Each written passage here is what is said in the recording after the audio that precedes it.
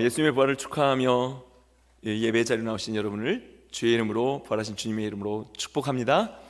네, 여러분 예수님께서 부활하셨음을 믿으십니까?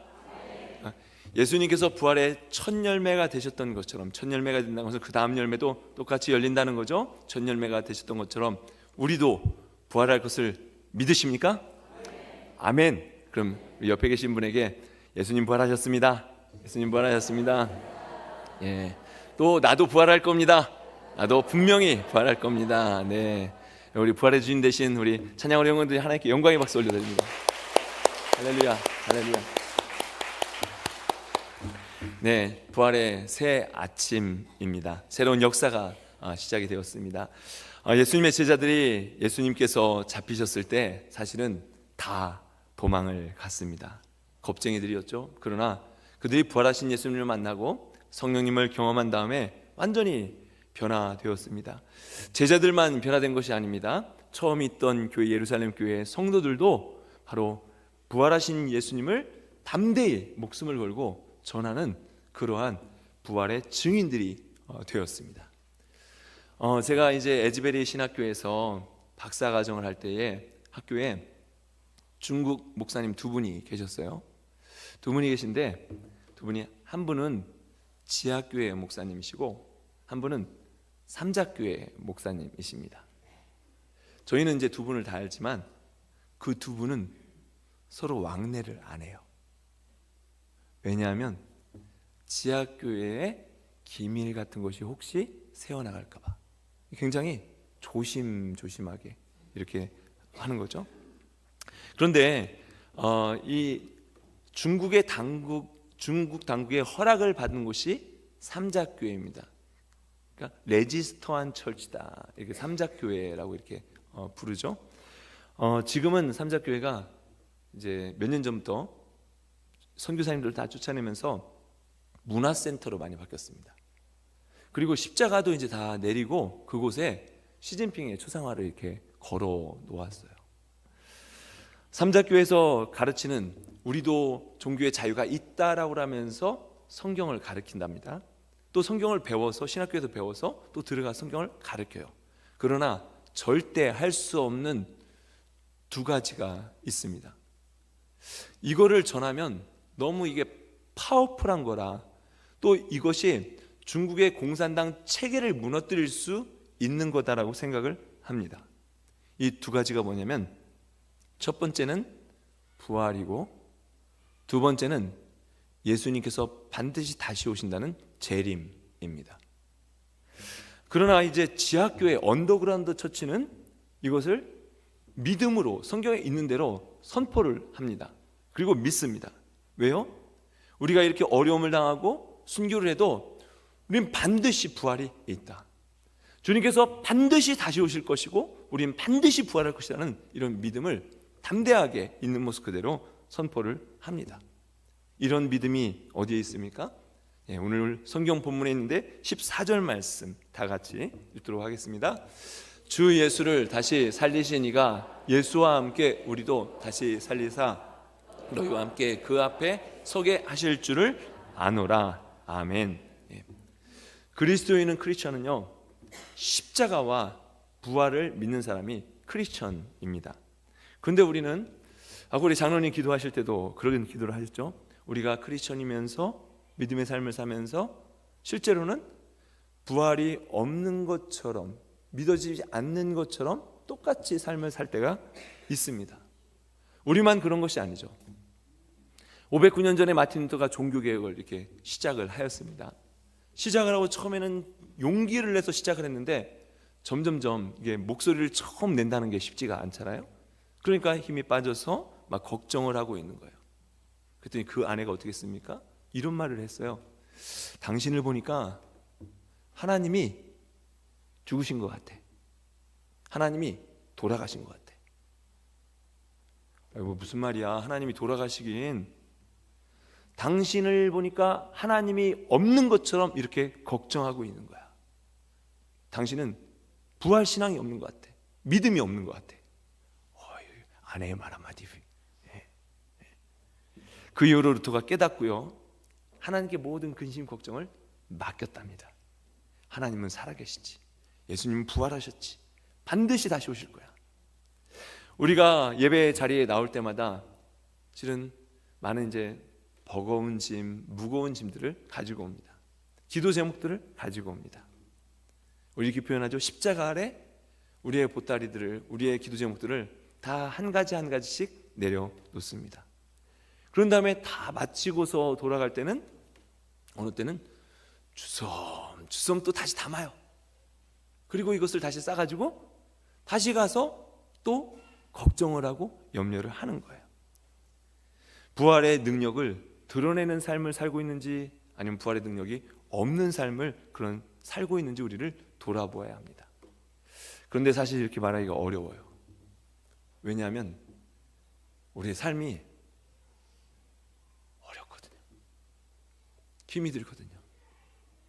요즘 같은 때는 이란과의 전쟁 상황 때문에 정말 더 많이 어려워졌습니다. 우리가 이민 생활하면서 더 느끼잖아요. 비즈니스의 문제 때문에, 직장의 문제 때문에, 아직도 해결되지 않은 스테이트에서의 이런 문제 때문에, 자녀의 문제, 또 함께 의지하고 있던 사람을 먼저 떠나보내는 그런 아픔, 어느 때는 부부와의 그런 갈등, 건강의 도전, 또 우리가 가지고 있는 늘 내면의 이런 모든 문제들이 우리에게 있습니다. 그런데 오늘 본문에 보면 사도 바울이 다 이와 같다는 거예요. 잠깐 읽은 말씀인데 8절부터 9절 말씀까지 천천히 읽어보도록 하겠습니다.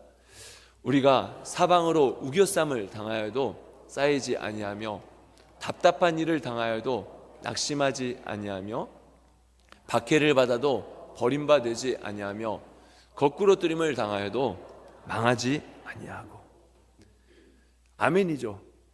근데 왜 이런 말씀을 합니까? 한마디로 표현하면 이렇다는 거예요. 우리의 삶이 동서남북으로 꽉 조여 있어서 어디로 어떻게 나가야 될지 앞을 알 수 없는 그런 삶이 우리의 삶이라는 거예요. 솟아날 구멍이 보이지 않는 그러한 삶이라는 겁니다. 이것을 10절에서는 한마디로 딱 이렇게 이야기합니다. 이것이 예수의 죽음과 같다. 예수의 죽음과 같다. 죽은 것과 같다. 죽어버릴 것 같은 그런 표현이 바로 10절에 있는 표현입니다. 예수님께서 하나님의 뜻을 순종하기 위해서 십자가에서 고난을 당하셨습니다. 이 고난이 어떤 고난입니까? 우리가 다 아는 거죠. 채찍에 맞으시고 가시관을 쓰시고 손과 발에 십자가에 못 박혀서 물과 피를 다 쏟으신, 그러니까 생각만 해도 그냥 육신이, 우리의 생각만 해도 우리의 육신이 아픈 그런 고난입니다. 육체의 고난만 받으셨습니까? 자신을 향해서 침을 뱉고 조롱하고 희롱하고 욕하는 많은 사람들, 우린 누가 나를 한마디만 조롱하면 그 사람 끝까지 우리 뒤끝이 있다고 그러잖아요. 그런데 예수님은 그 모든 것을 다 받으셨어요. 정신적 엄청난 스트레스겠죠. 무엇보다도 이렇게 예수님 고백합니다. 나의 하나님 어찌하여 나를 버리셨습니까? 영적으로도 하나님과 단절된 것 같은 영혼육이, 육체의 고통, 정신적 고통, 이 영혼의 이 고통, 모든 챌린지가 다 있습니다. 왜 예수님께서 십자가에서 이런 고통을 당하셨습니까? 그 다음 절 11절에 보면 이렇게 나와 있죠. 예수의 생명, 부활을 우리에게 주시기 위해서. 다 같이 11절 읽겠습니다. 우리 살아있는 자가 항상 예수를 위하여 죽음에 넘겨짐은 예수의 생명이 또한 우리 죽을 육체에 나타내게 하려 함이라. 아멘. 생명이 죽어야 또 다른 생명을 낳을 수 있기 때문에, 죽음이 있어야 부활이 있기 때문에 그렇습니다. 문제가 있을 때 그때가 바로 하나님이 역사하실 기적의 순간이기 때문에 그렇습니다. 우리가 이런 고백을 합니다. 이 일은 진짜 하나님이 하셨어. 하나님이 역사하신 거예요. 하나님이 도우신 거예요. 하나님이 아니면 할 수 없어. 이런 고백을 합니다. 성경에 감당할 수 없는 우리 문제 가운데 하나님께서 역사하신 역사가 이게 성경에 나와 있는 것이 성경입니다. 모세가 이스라엘 백성들이 출애굽을 하여 홍해를 건너려고 하는데 홍해, 생각지도 못한 엄청난 장벽입니다. 그런데 이 문제 앞에서 하나님께서 일하셨습니다. 예수님께서 나타나신 첫 번째 기적이 뭡니까? 가나의 혼인잔치예요. 혼인잔치가 벌어졌는데 문제가 발생한 거예요. 기뻐해야 할 자리에 문제가 발생한 겁니다. 그런데 그 문제 가운데 예수님께서는 물을 포도주로 만드는 역사를 이루신 분이 바로 주님이십니다. 우리가 아이를 낳을 때도 마찬가지죠. 출산의 고통이 없으면 아이를 낳을 수가 없습니다. 낳을 때만 그렇습니까? 우리가 태중에 임신하고 이게 자랄 때 모든 것이 다 어려움이 있지만 그 가운데서 성숙되어지는 거죠. 공부하지 않고 시험을 봤는데 올 A를 맞았다. 그러면 지니어스 아니면 뭔가 이상한 거죠. 천재가 아니면 뭔가 이상한 거죠. 그래서 우리가 이렇게 표현합니다. No pain, no gain. 고통이 없이는 얻을 수 없다는 표현이 있습니다. 확실한 문제가 있으면 그 문제 가운데 하나님은 확실한 체험을 우리에게 하기를 원하시는 분이 하나님이십니다. 그런데 그것을요, 어느 때는 아이고 때가 돼서 이렇게 딱 됐네. 그런데 이것을 깨닫는 것이 근데 사실 하나님의 은혜입니다. 우리 여기까지 온 것이 하나님의 은혜고요, 이따 찬양할 하나님의 은혜인데 이것을 깨닫는 것이 하나님의 은혜입니다. 성경에 가장 럭키한 사람이 있다고 그러죠. 전도할 때 가끔 튀어나오는 사람, 지난 종료주일 때도 말씀을 드렸고 가끔 튀어나오는 사람이 있습니다. 이런 사람이죠. 나는 십자가에 못 박힌 한쪽 강도처럼 그냥 내 맘대로 살다가 내 뜻대로 살다가 마지막에 예수 믿고 구원받을 거야. 근데 정말 마지막에 구원을 받은 럭키한 그런 사람이 됩니다. 처음에 이 강도들 보면요, 이 두 강도가 성경에 보면 둘 다 예수님을 욕했다고 그랬습니다. 둘 다 똑같은 말을 가지고 당신이 하나님의 아들이면 내려와 봐, 이렇게 처음엔 다 욕했어요. 근데 시간이 지나면서 한 강도에게 하나님을 두려워하는 마음이 생겼습니다. 그런 다음에 회개하는 마음이 생겼어요. 이것이 하나님을 경외할 때 주시는 은혜입니다. 은혜예요. 우리 하나님을 두려워하고 경외하면서 내가 하나님 앞에 이렇게 설 때 주시는 은혜입니다. 이것을 깨닫는 강도가 있고 깨닫지 못하는 그러한 강도가 있어요. 이렇게 고백하죠.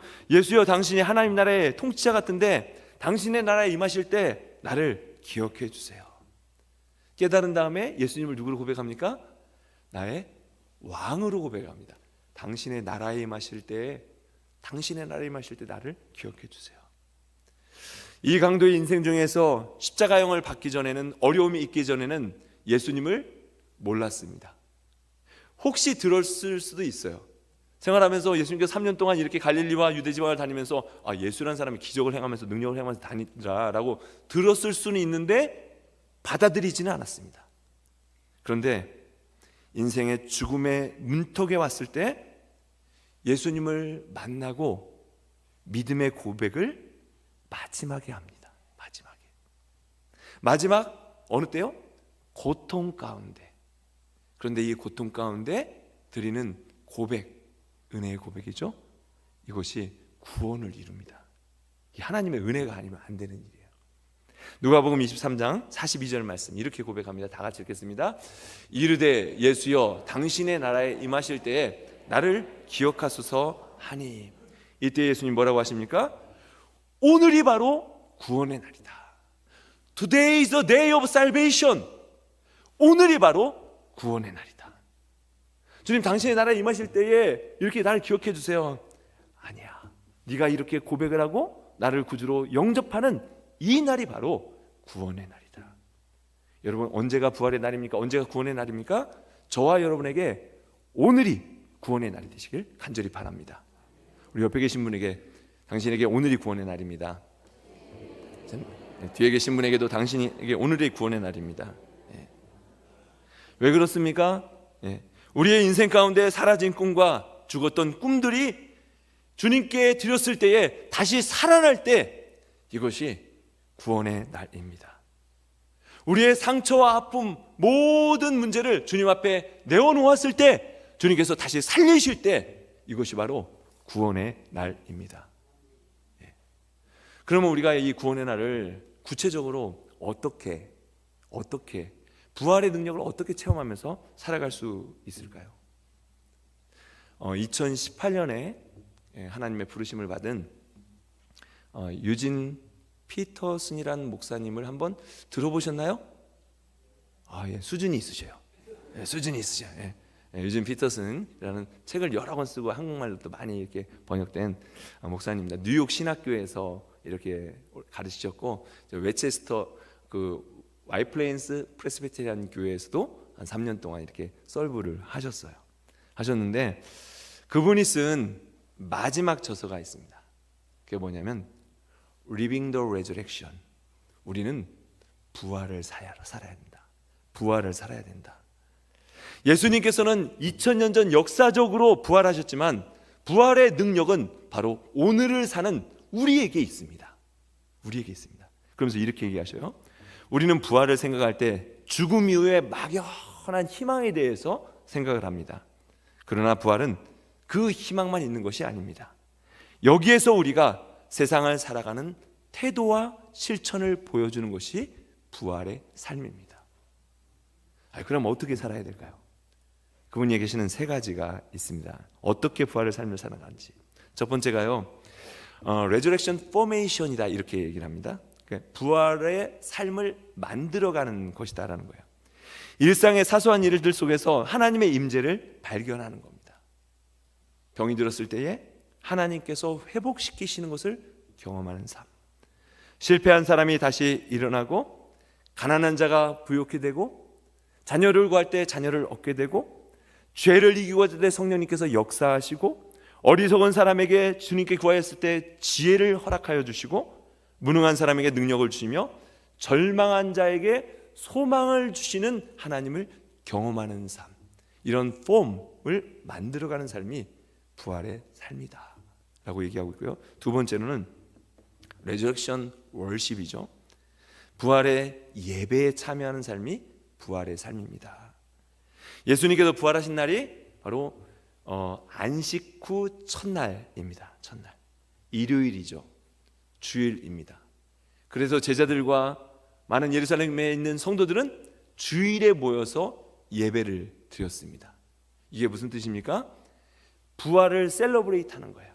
오늘이 부활절이지만 우리가 매 주일 모여서 예배를 드리는 것은 예수님의 부활을 노래하고 찬양하고 부활의 주님을 다시 붙드는 날입니다. 이 뜻은요, 이렇게 설명해요. 주일은 우리가 내 힘으로 사는 존재가 아님을 고백하는 날입니다. 우리는 부활의 능력으로 한 주를 살아갈 수 있습니다라고 고백하는 날이 바로 Resurrection Worship, 부활을 예배할 때 우리는 부활을 경험하게 된다. 그리고 마지막에 Resurrection Community입니다. 부활은 혼자 증명하는 것이 아니라 공동체 안에서 함께 증명합니다. 예수님께서 7번째 나타나셨을 때 어디에 나타나셨습니까? 갈릴리 바다. 역시 수준이 있으셔요. 갈릴리 바다 7명의 제자들이 물고기를 잡으러 갔는데 거기서 예수님께 나타나셨어요. 그리고 생선을 가져와라 하시면서 함께 고기를 나누셨습니다. 부활의 삶은 혼자 사는 것이 아니라 함께 친교하면서 공동체 가운데서 살아가는 것, 이것이 부활의 삶입니다 라고 이야기를 합니다. 창립 저희가 이제 43주년이 6월달인데 40주년 기념으로 저희가 이스라엘 성지순례를 갔었습니다. 근데 그때 가서 배운 거죠. 이스라엘에 예수님의 가보면 탄생교회가 있습니다. 팔복 기념교회도 있어요. 오병이어의 교회도 있습니다. 그리고 무덤교회도 있고요. 예수님의 승천교회도 있습니다. 근데 유독 이름이 없는 교회가 있어요. 그게 바로 부활교회입니다. 부활교회는 왜 없을까요? 이렇게 설명하셔요. 부활교회가 없지만 무덤교회가 곧 부활교회입니다. 예수님의 골고다 언덕에 세워진 그 무덤교회가 바로 부활교회입니다. 예수님이 묻히신 바로 그 장소가 무덤이지만 그 장소가 바로 부활의 장소입니다. 우리의 삶 가운데 언제 우리는 부활을 경험합니까? 좋은 일이 있을 때, 기쁜 일이 있을 때, 그때가 아니라 문제를 가지고 있을 때, 어느 때는 사방이 우겨싸임을 당해서 죽을 것만 같은 그런 상황 가운데 있을 때 주님이 우리 삶 가운데 역사하시는 부활의 능력이 저와 여러분의 그런 믿음의 고백이 되시길 간절히 축원드립니다. 예수님의 십자가와 부활이 함께 있는 것, 함께 느끼는 것, 그 은혜를 느끼는 것이 바로 부활의 능력의 삶입니다. 더불어서 부활은 무엇입니까? 자, 14절 말씀 다시 한번 읽도록 하겠습니다. 주 예수를 다시 살리신 이가 예수와 함께 우리도 다시 살리사 너희와 함께 그 앞에 서게 하실 줄을 아노라. 아멘. 예수님을 무덤에서 살리신 이가 우리도 다시 살리실 것을 믿는 믿음입니다. 마태복음에 보면 예수님께서 십자가에서 죽으실 때 성전의 휘장이, 성소에 있는 휘장이, 지성소로 들어가는 휘장이 위에서부터 아래로 갈라졌습니다. 그러면서 이제 1년에 한 번 대제사장이 한 번 들어갈 수 있는 길을 이제는 언제고 하나님을 의지하면서 들어갈 수 있게, 하나님 만날 수 있는 길이 열렸어요. 그런데 그 다음 절에 어떤 내용이냐면 땅이 진동하면서 이런 내용이 있습니다. 27장 52절 말씀 다 같이 읽겠습니다. 무덤들이 열리며 자던 성도의 몸이 많이 일어나되 아멘. 예. 그들이 예수님의 부활 후에 바로 성에 들어와서 증거하는 증인이 되었습니다. 여러분 믿으십니까? 예. 아멘. 하나님 말씀이에요. 하나님 말씀입니다. 구약에서도 분명히 부활을 말씀하고 있습니다. 그래서 우리 크리스찬뿐만 아니라 유대인들도 부활을 믿습니다. 또 무슬림도 부활을 믿어요.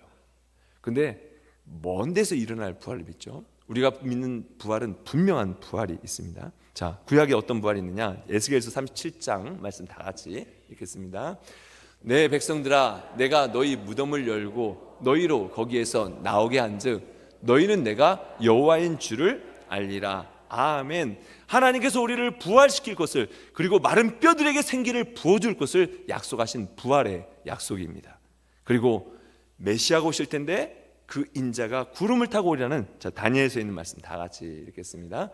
땅의 티끌 가운데서 자는 자 중에서 많은 사람이 깨어나 영생을 받는 자도 있겠고 수치를 당하여서 영원히 부끄러움을 당할 자도 있을 것이며 아멘. 예수님께서 오실 때에 영생의 부활을 받는 사람도 있고 영원한 심판을 받는 사람도 있다라는 약속을 하십니다. 그러나 유대교와 무슬림은 그게 일어날 거야 라고 믿지만 우리는 예수님께서 부활하셔서 첫 열매가 되셔서 우리도 그와 같이 부활합니다라는 확실한 믿음, 분명한 믿음이 저와 여러분 가운데 있어야 될 줄 믿습니다. 있습니까? 아멘이죠. 아멘이죠. 예수님께서 부활의 첫 열매가 되셨습니다. 그래서 우리가 믿는 부활은요, 부활을 믿는 자에게는 사실은 고난도 두렵지 않아요. 부활을 믿는 자에게는 절망이 없습니다. 부활을 믿는 자에게는 영원히 죽지 않는 분명한 믿음이 있습니다. 그리고 부활을 믿는 자에게는 영원한 소망이 우리 가운데 있습니다. 여러분, 부활이 우리 안에 있을 때 우리의 삶 가운데 계속해서 기적이 일어나며 주님께서 우리를 계속해서 살리는 놀라운 은혜의 역사가 우리의 믿음의 고백이 되시길 간절히 축원드립니다. 다 같이 해봅시다. 예수의 말씀이 선포되고 예수의 능력이 나타나며 예수의 복음이 전파되는 뉴욕 한인 제일교회. 네, 그렇습니다. 예수의 능력, 십자가의 능력, 부활의 능력이 우리 삶 가운데서 경험되고 부활의 증인으로 살아가는, 그리고 마지막에 약속하신 영생의 부활이 이루어지는 그 부활의 주인공이 저와 여러분이, 예수님을 따라가는 저와 여러분이 다 되시길 주의 이름으로 간절히 축원드립니다.